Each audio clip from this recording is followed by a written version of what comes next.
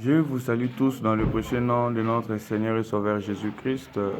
Une fois de plus, nous venons auprès de vous et nous le disons toujours que c'est avec joie.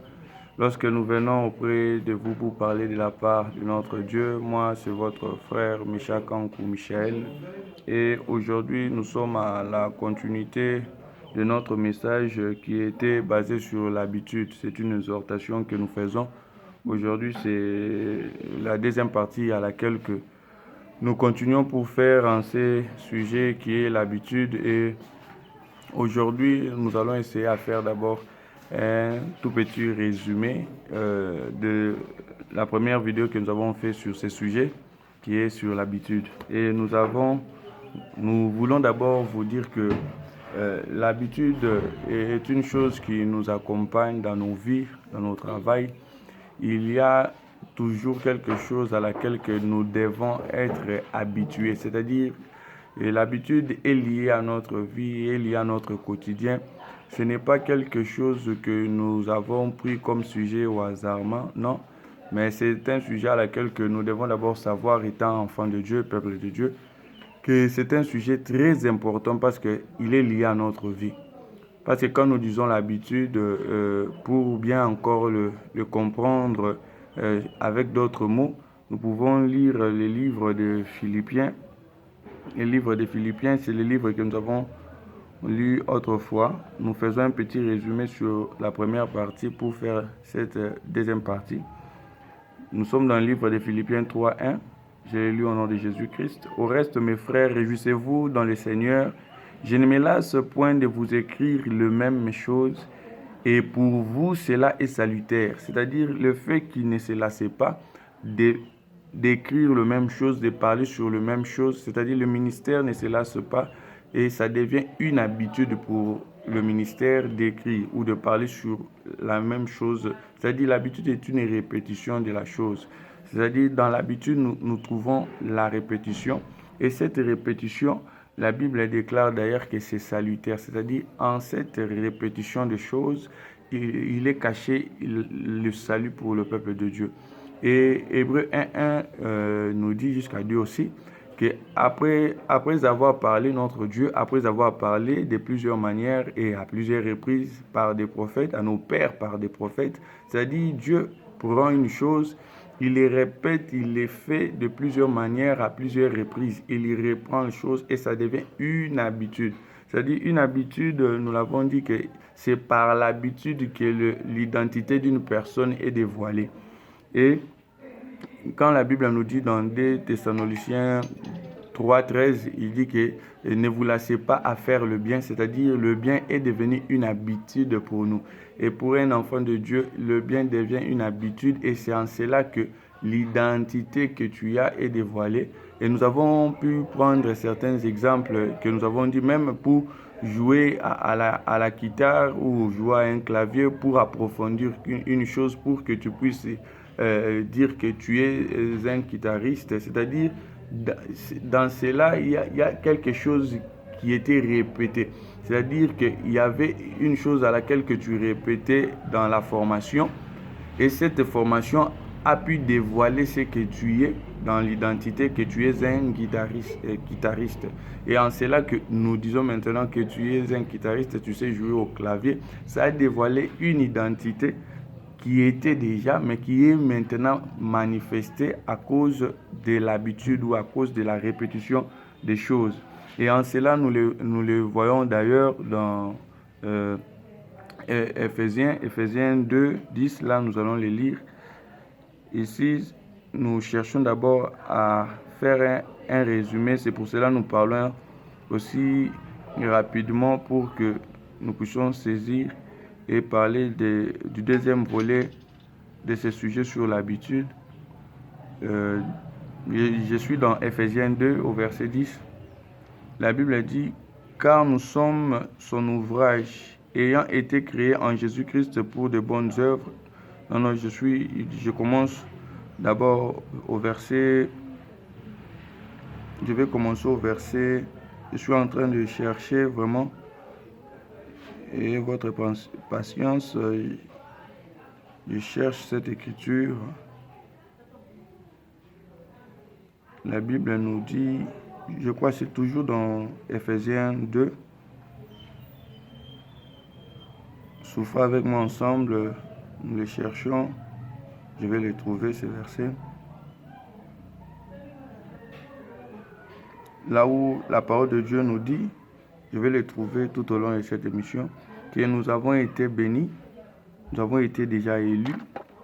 Excusez-moi, vous avez été déjà élus. C'est dans Ephésiens, je crois, 1.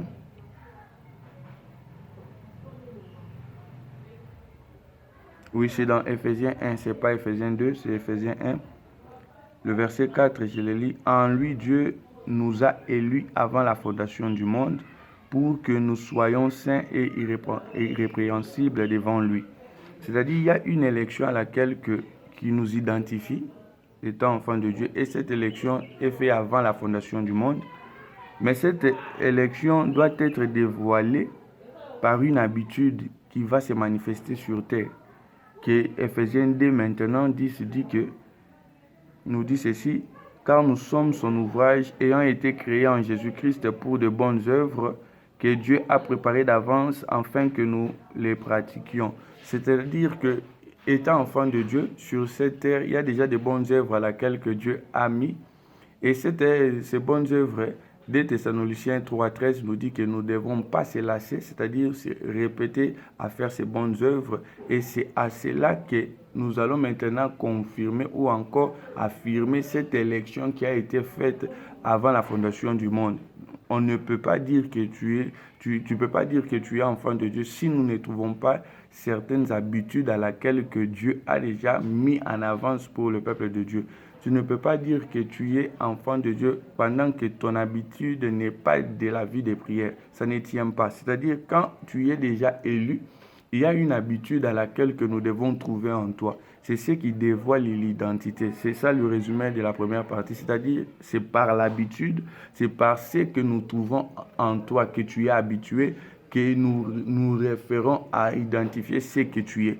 Tu ne peux pas dire que tu es enfant de Dieu pendant que nous trouvons en toi de tels mensonges qui sortent de ta bouche sans même regret, c'est-à-dire tu les dis vraiment comme un professionnel. C'est-à-dire que cela ne tient pas avec ce que l'élection de Dieu préconise pour des enfants de Dieu.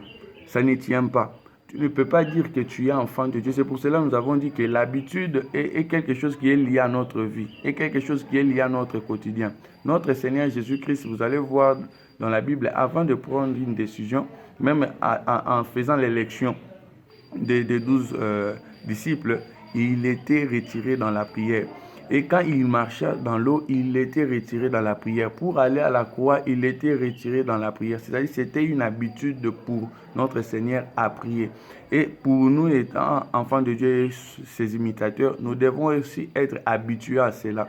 On ne peut pas dire que nous sommes enfants de Dieu pendant que nos habitudes ne reflètent pas les bonnes œuvres que Dieu a préparées en avance pour nous. Ça ne tient pas. Parce que c'est par cette habitude que nous allons manifester où cette identité d'enfant de Dieu va être dévoilée. C'est pour cela que nous avons dit que l'habitude dévoile l'identité de ce que nous sommes. C'est par l'habitude que nous manifestons ce que nous sommes. On ne peut pas dire que nous sommes enfants de Dieu. La lecture de la prière ne t'intéresse pas parce qu'un enfant de Dieu doit être intéressé à la lecture de la prière. C'est notre habitude à nous. Et le peuple de Dieu doit être conscient de cela, qu'un enfant de Dieu, il est appelé à la lecture de la parole de Dieu, à la prière, au jeûne, à éviter tout ce qui est contraire à la vérité, à ce que la parole de Dieu nous recommande, à ce qui est de la volonté de Dieu. Et si nous trouvons en toi des habitudes qui sont contraires, parce qu'il y a ces noms-là qui ont des habitudes contraires. Et nous pouvons lire encore une écriture. Je suis dans le livre de Matthieu. Dans le livre de Matthieu, le chapitre 7, je peux lire le verset 19 à 20. Je commence au verset 18 jusqu'à 20. Je l'ai lu au nom de Jésus-Christ. Un bon arbre ne peut porter de mauvais fruits, ni un mauvais arbre porter de bons fruits. Tout arbre qui ne porte pas de bons fruits est coupé et jeté au feu. C'est donc à leurs fruits que vous les reconnaîtrez. Et tout au-dessus, on disait que gardez-vous des faux prophètes. C'est-à-dire que tu ne peux pas dire que tu es enfant de Dieu et des fruits à laquelle que tu manifestes ne correspondent pas à des bons arbres. C'est par l'habitude, parce que un manguier ne donne que des mangues. C'est son habitude, c'est la répétition. Parce que nous avons dit tout au début que l'habitude, c'est ça même, la répétition d'une chose. Et c'est dans ces habitudes qu'un manguier donne des mangues comme fruits. Et tu ne peux pas dire que même dans la nature, ça nous enseigne ces choses, qu'un manguier nous donne des citrons. Ça ne tient pas. Et de même pour un enfant de Dieu, c'est par tes habitudes que nous voyons ce que tu es, l'identité à laquelle que tu es.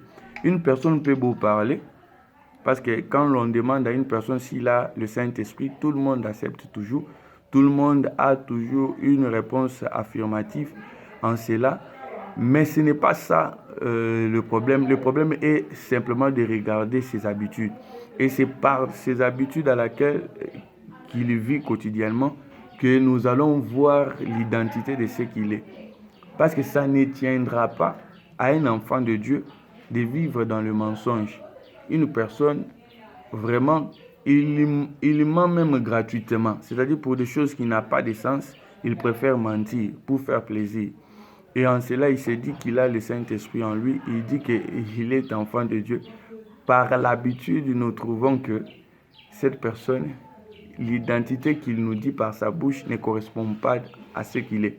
C'est par l'habitude que nous voyons l'identité de la personne. C'est un peu ça le résumé plutôt de notre première partie. C'était que l'habitude dévoile l'identité de ce que nous sommes. Parce que même ceux donc qui sont hors l'alliance en Jésus-Christ, ils ont aussi une habitude à eux de vivre comme ils veulent. Ils ont leur attitude. Vous allez remarquer, le monde aussi a leur habitude à eux, comment faire des choses, comment se vêtir, comment parler, comment vivre dans la société. Nous aussi, étant enfants de Dieu, nous avons notre habitude, comment se vêtir, comment y être, comment parler, comment acheter des trucs, comment, c'est-à-dire dans tout ce qui est le nôtre, comment élever nos enfants, comment se marier, comment faire le commerce, les activités. Il y a une habitude qui est liée à l'identité des enfants de Dieu. C'est pour cela, nous l'avons dit tout au début, que l'habitude, ce sujet n'est pas quelque chose à prendre à la légère. Il cache vraiment de bonnes choses. Et nous l'avons dit que nous allons faire des vidéos petit à petit pour en finir. Je vois déjà, je suis arrivé vers 13 minutes. Pendant que nous n'avons même pas entamé la deuxième partie, car nous avons voulu que nous puissions le parler aussi dans ces vidéos. Et nous allons dire encore une fois de plus, pour courir derrière le temps, que l'habitude ne se limite pas à dévoiler l'identité que tu as, mais l'habitude a pour rôle aussi à faire asseoir cette identité. Parce qu'il y a ces dons-là qui peuvent manifester à un temps une habitude là comme s'ils sont des chrétiens, une identité là comme s'ils sont des dieux. Mais au fil du temps, vous allez comprendre qu'il va manifester réellement son identité avec le temps. Maintenant, l'habitude, le ministère l'utilise et il les met toujours dans cette prédication, c'est pour faire asseoir, amener le peuple de Dieu à faire asseoir cette identité qui est dévoilée, la maintenir, l'amener à la maturité.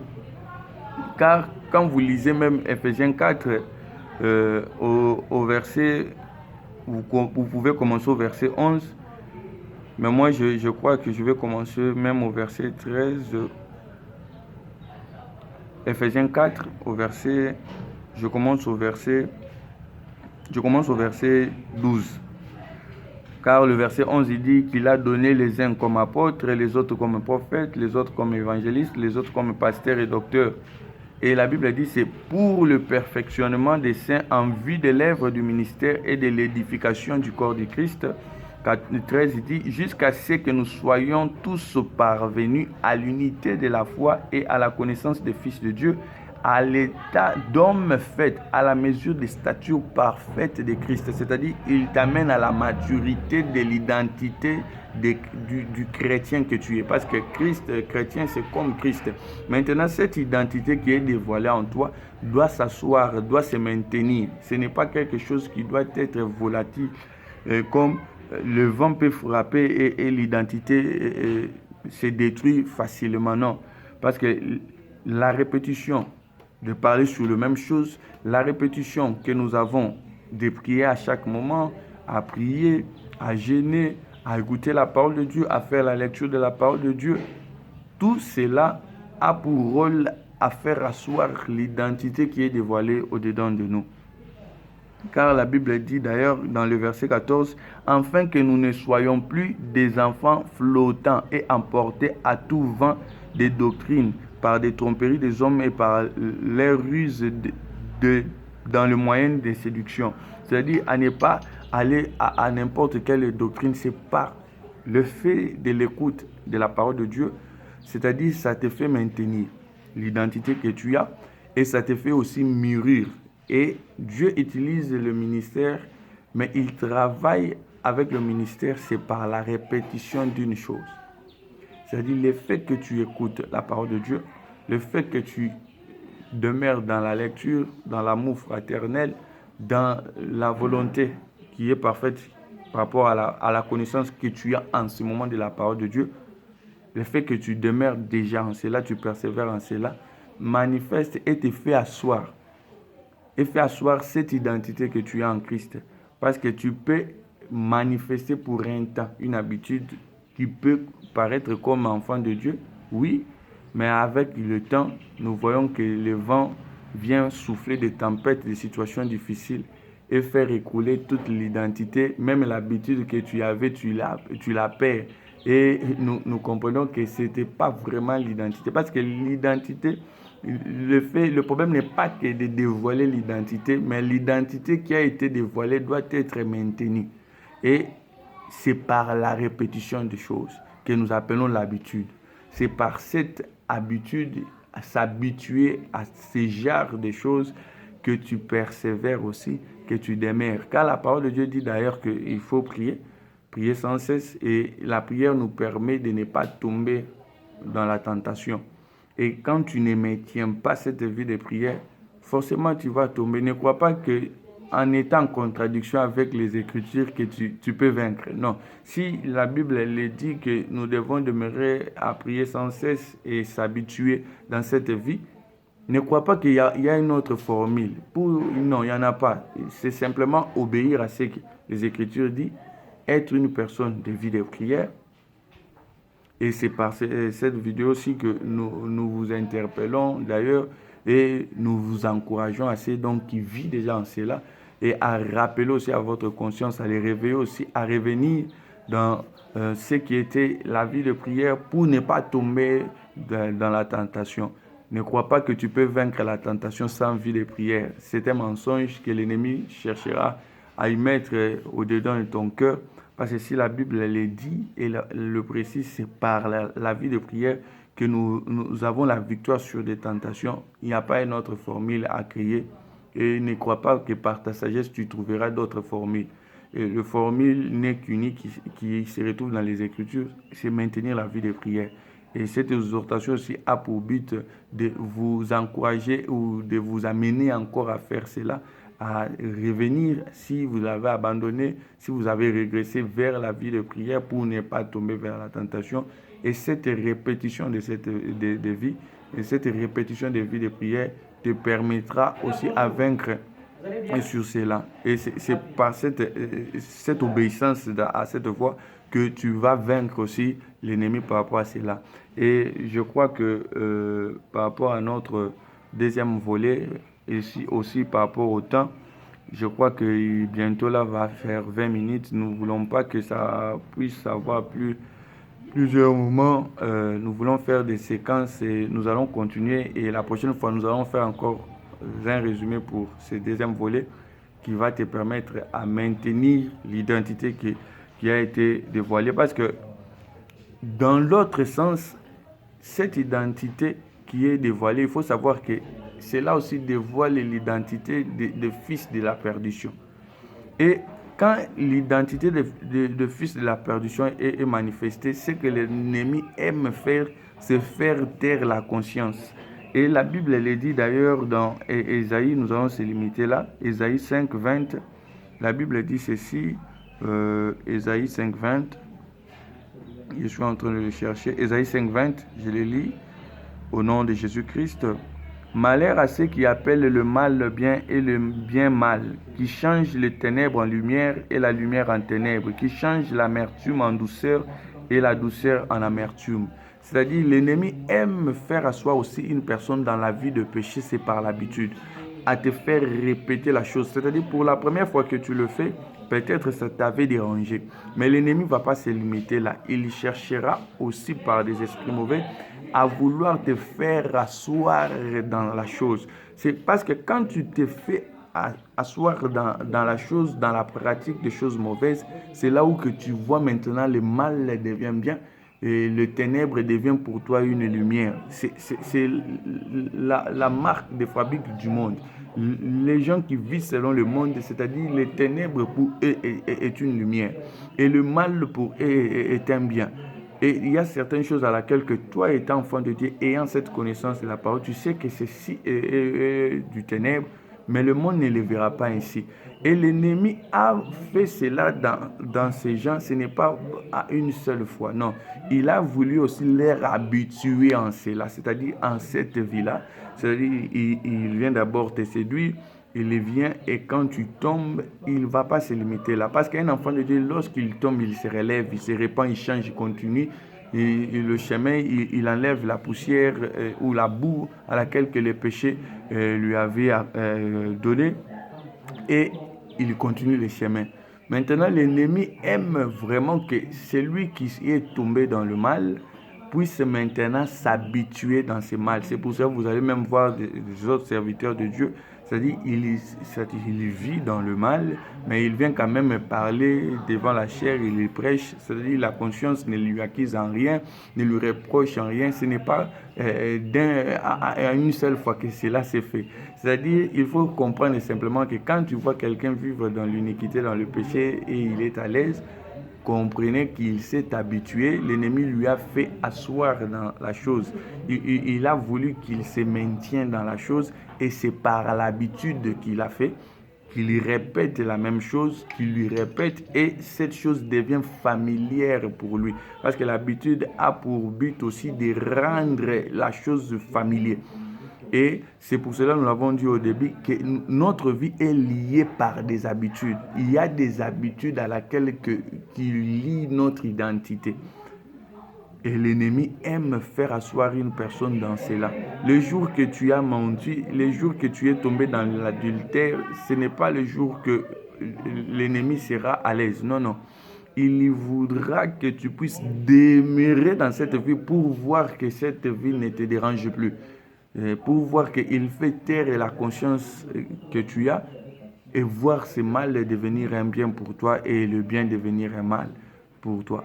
Et cette vidéo a aussi pour but de relever ces gens. Car la parole de Dieu nous dit dans Jean 10, 27 que les brebis de notre Seigneur connaissent sa voix. Et là où tu es, quand tu attends cette voix, qui est notre Seigneur Jésus-Christ, c'est pour abandonner, car c'est ça même la nature d'un enfant de Dieu, de reconnaître la voix du Seigneur et d'abandonner cette vie et d'abandonner cette habitude de vie mauvaise et de toute forme de réflexion que l'ennemi a voulu changer dans ton cœur, de voir un mal qui devient bien et le bien devient un mal, d'appeler ténèbres lumière et lumière ténèbres. Et cette vidéo a pour but de vous amener à maintenant à la repentance, à la délivrance. C'est pour cela que nous allons, avant de clôturer, prier. Et ce que je vous demanderai, c'est simplement de regarder maintenant ce Seigneur qui a permis, qui vous a appelé d'écouter cette vidéo. Le problème n'est pas que tu es enfant de Dieu reconnu, que l'apparence que des gens voient par rapport à toi, que c'est une apparence d'une bonne personne. C'est pas ça le problème. Le problème n'est pas que tu es un ministre reconnu, non. Le problème est de voir ce Dieu à laquelle que nous proclamons à travers cette vidéo, à travers cette exhortation, afin que Dieu qui t'aime et qui a manifesté son amour à Golgotha puisse faire quelque chose dans ta vie et te faire habituer dans ce qui est bien. Et comme la parole de Dieu nous le dit, ne vous lassez pas à faire le bien, que cette vie, que cette portion de cette parole devienne le nôtre, prend corps au-dedans de nous.